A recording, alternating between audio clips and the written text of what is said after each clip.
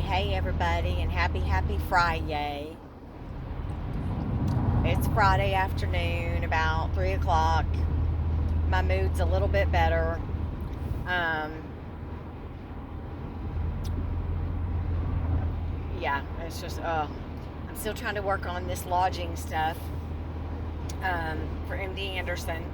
There's a place that is connected to the hospital via a sky bridge called the Rotary House, and it's owned by MD Anderson. It's built by MD Anderson, and but Marriott manages it and runs it for them. But it's for patients only. In fact, you have to have an MD Anderson medical record number to even get a room there.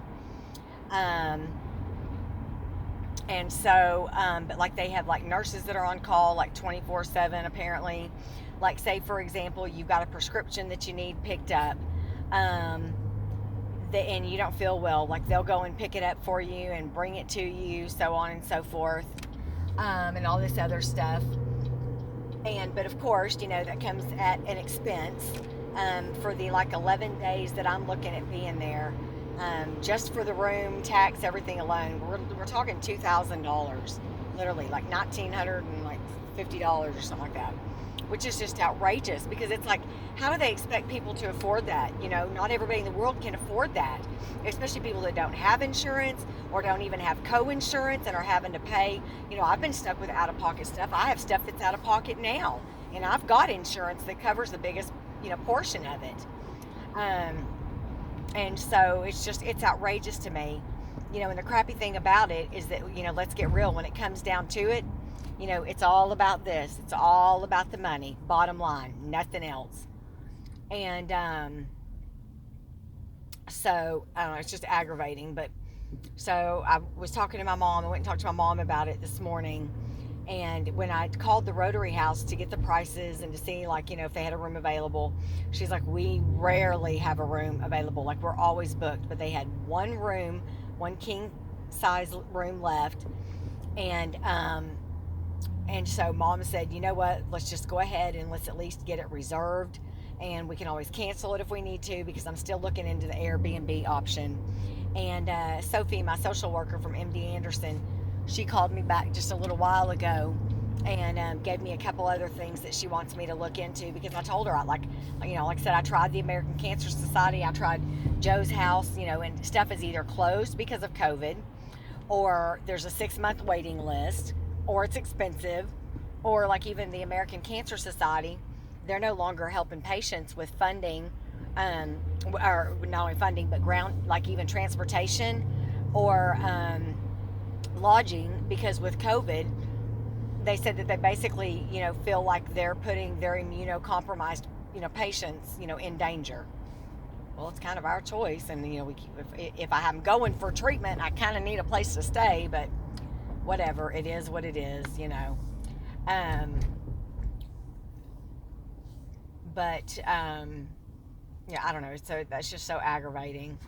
But like I said, my mother being the absolute blessing to me that she is, which is, she's also my best friend. Y'all know that.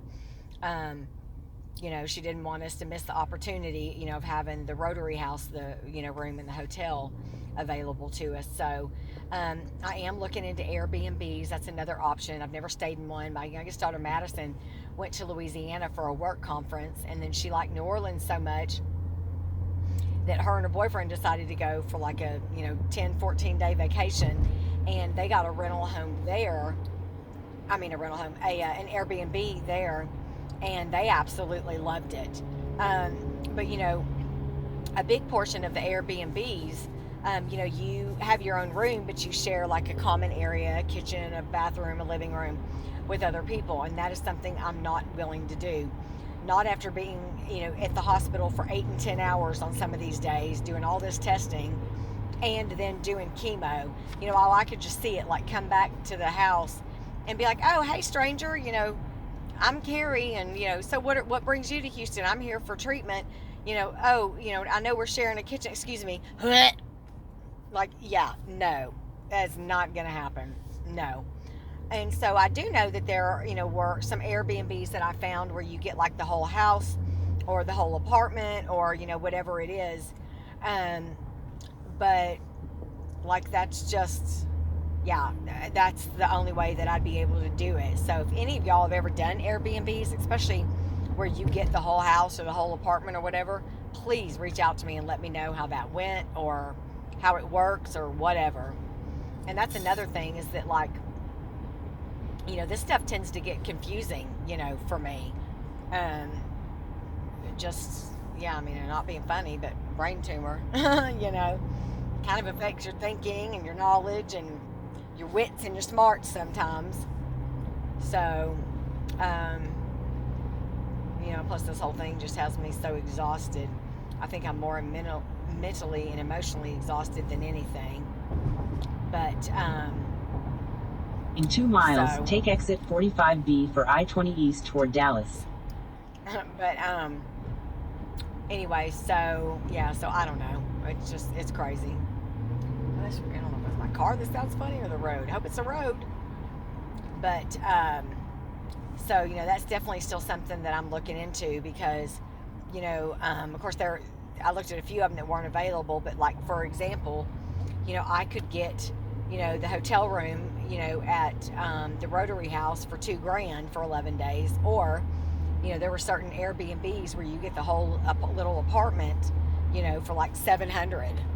So, but it needs to be something really, really close to the hospital, because everybody told me, that has stayed there. Cancer patient friends of mine have said, Carri, you may be somewhere that's only half a mile or a mile from the hospital, but I'm telling you, after 10-hour testing days and chemo days, even just walking the little sky bridge that connects the Marriott Hotel to MD Anderson is exhausting. They're like, I barely had the energy to do that. So, yeah. So, I don't know. But at least for now, we've got, the king-size room booked. And we at least have that on, on reservation, on hold, so that, if nothing else does come up. But, and of course, there's a lot of, fairly inexpensive, hotels, motels around the hospital. But no, like, I read the reviews on them, and literally people were like, oh yeah, our car was broken into twice in the parking lot. Or we were in our room and somebody tried breaking into it while we were there. No thank you. In a quarter mile, take exit 45B for I-20 East toward Dallas. And so I was like, yeah, that's not going to happen. And so, and then, like, take exit 45B, yes, then keep ma'am. left. Okay, yes, ma'am, I am. And so then, this is the same way I had to bring my dad for his COVID shot. Wednesday. Hump day. But, oh, and then, like, there were some reviews that, keep left. like, for example, just 2 weeks ago when we had all this bad weather, they were like, our house had no power and no water for, like 4 days. Continue on I-20 East for 5 miles.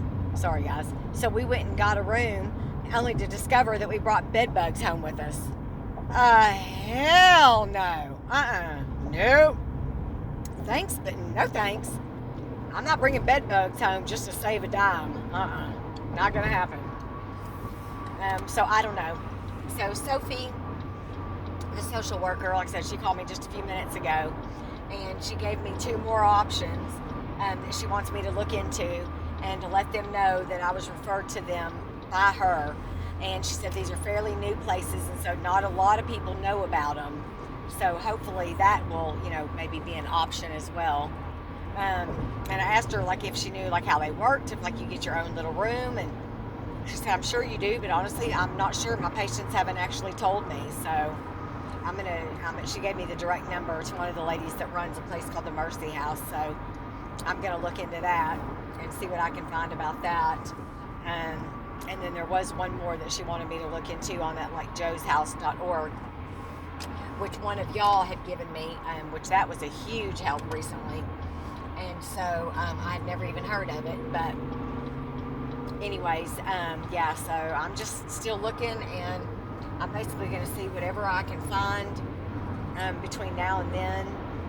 And like I said, the dates aren't even totally set in stone, but they're kind of guesstimate dates. But we went ahead and reserved, those days, and then, the hotel said I can always move it up or bump it back some, once I get my actual final dates. But like I said, as of right now, she wants me there in Houston like the 15th, the 18th, the 19th, 22nd, 23rd, 24th, I think 25th. And there's no way I could do 9 hours worth of driving back home and then back again for like the 16th and the 17th and like the 20th and the 21st. And so that's why I'm just going to stay there, stay in Houston. It's just easier just to make one solid trip out of it. And then, like I said, Tim will be coming to join me. Pretty much any day that he's available, he'll be there in Houston with me. So that's awesome, at least. But yeah, so we'll just have to see. So I don't know. But like I said, if any of y'all have ever done the Airbnbs, or if y'all have any recommendations, please reach out to me. Let me know. So I'm just curious. But yeah, I'm headed to Dallas to see a real good friend of mine, Jeff. Oh my God, we've been friends. 25 years probably now, maybe even a little bit more. So, and in fact, his wife Mary is how I found my bariatric surgeon that did my weight loss surgery. Dr. Castro that did mine, he did Mary's weight loss surgery like about a year and a half. I had mine done in November of 14. She had hers in like June or July, I think, of 13.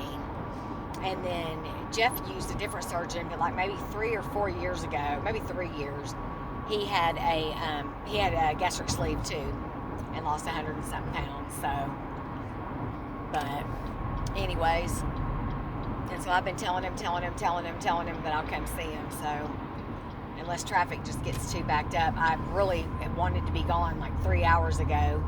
But somebody ended up stopping by the house to do pest control. In half a mile, keep right to stay on I-20 East. Follow signs for I. And, hang on, I got a call coming in. Alright, I'll be back, guys. Love you.